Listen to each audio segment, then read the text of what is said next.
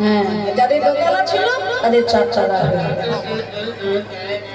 এবার সন্ধ্যাবেলায় জেলে তো ফিরছে গ্রামের পথ দিয়ে। ও বাবা, সব দোতলা 4 তলা 6 তলা বাড়ি। জেলে তো আর চিনতে পারছে না, সবই কলকাতার সল্ট লেক হয়ে গেছে, বুঝলে? হ্যাঁ, কোনো কিছু চিনতে পারছে না, মনে মনে বুঝতেই পেরেছে ওই পোড়ামুখী গিন্নি ছাড়া এ কাজ আর কারোর হতে পারে না। তো তাড়াতাড়ি জেলে ঘরে এসে ওই জাদু পাথরকে বের করে বলছে, ওরে জাদু পাথর, তোর কাছে আমি অন্য কিছুটি চাইবো না বাবা, দয়া করে তুই আমার একটা চোখ কানা করে দিয়ে চলছিস। মানে আমার যদি এক চোখ কানা হয়, পাড়ার লোকেদের 2টো ফিউজই যাবে। যার একটা ফিউজ আছে সেটা তাও বাড়ি গাড়ি দেখতে পাবে, আর যার 2টোই গেছে, বাড়ি আর গাড়ি সে ধুয়ে ধুয়ে কি জল খাবে? আর নিজে কানা হয়ে এক চোখে সব দেখবো তাও ভালো, তবু পাড়ার লোকের ভালো দেখলেই আমার গা জ্বলে। এইরকম নারদ আপনাদের বাড়ির আশেপাশে কোথায় আছে? একটু হাত তুলুন তো দেখি। মায়ের হাত তুলবে। সেই নারদের স্বভাব হলো এরকম, লোকের ভালো মোটে তার সহ্য হয় না। আর নারদ মনে মনে চিন্তা করছে যে আমি শুধু ঝগড়াই বাধাই না, আমি শুধু গন্ডলি পাঠাই না, আজকে আমার দ্বারা রাধা গোবিন্দের যুগল মিলন ঘটবে। এবারে বিনয়, এই বিনয়, তুমি আজকে কৃষ্ণ বলবে না, কি বলবে জানো? বন বন যন্ত্র রাধা নাম মন্ত্র, যাগ যজ্ঞ ব্রত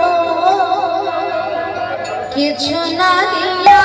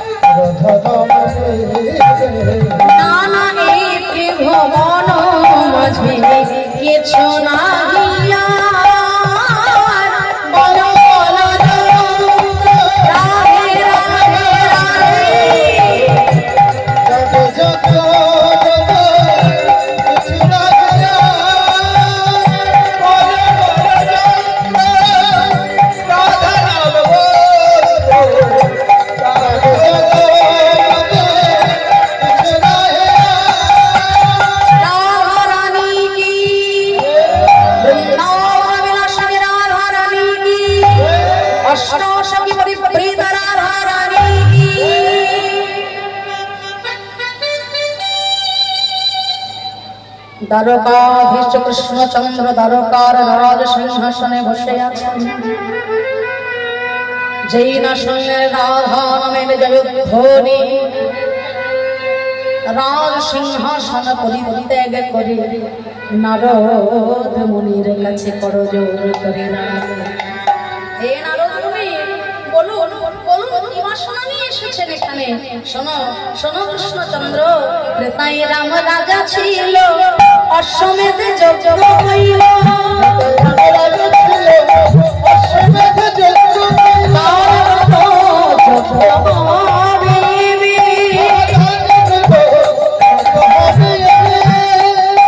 যজ্ঞ সঙ্গ হবে যাবে যে জন যে দান চাইবে,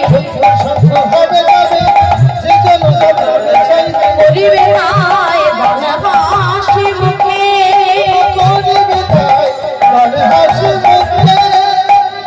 কি বলছে মায়েরা, একটু মনোযোগ দিয়ে শুনে দেখুন।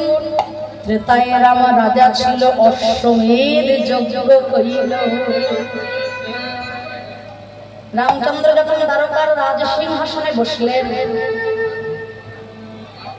রামচন্দ্র যখন দ্বারকার রাজ যখন অযোধ্যার রাজ সিংহাসনে বসলেন, তার আগে 14 বছরের জন্য হলো বনবাস। তাই তো পিতৃসত্য পালনের জন্য রামচন্দ্র গেলেন 14 বছরের জন্য বনবাস।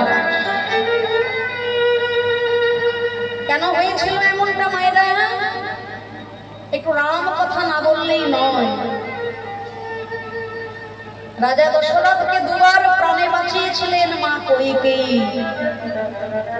আর সেই পাওনাটা মেটানোর জন্য রাজা দশরথের কাছে অসময়ে চেয়ে বসলেন কইকেয়ী, স্বামী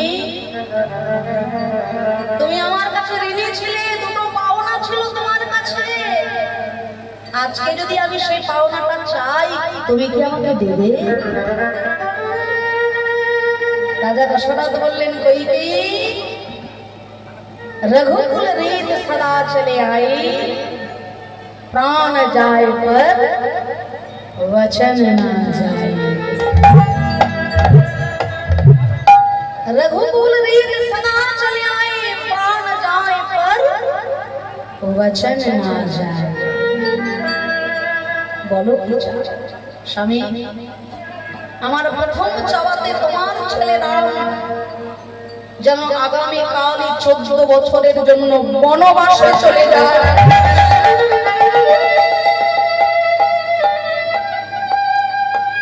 আর আমার দ্বিতীয় চাওয়াতে আমার ছেলে ভরত যেন অযোধ্যার রাজ সিংহাসনে বসতে পারে।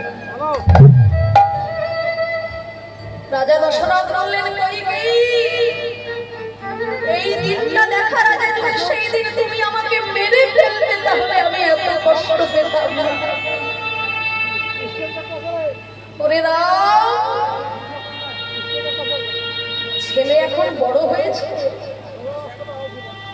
ওর আজ্ঞা ভিন্ন আমি তো ওকে রাজপ্রাসাদ থেকে বনে পাঠাতে পারি না। ছেলেকে মানুষ করার কিছু নিয়ম আছে শাস্ত্রে। লালায়ের পঞ্চবর্ষাণি দশবর্ষাণি তাড়ায়ের প্রাপ্তেন ষোড়শবর্ষাতি পুত্রং মিত্রপদাচন। আপনি সন্তানকে লালন পালন করবেন বাবা, তারও কিছু শাস্ত্রে নিয়ম আছে। আচ্ছা মায়েদের কাছে একটা প্রশ্ন করব, বলুন তো দেখি, এই জগৎ সংসারে কোন মা কি সন্তানের শত্রু হয়?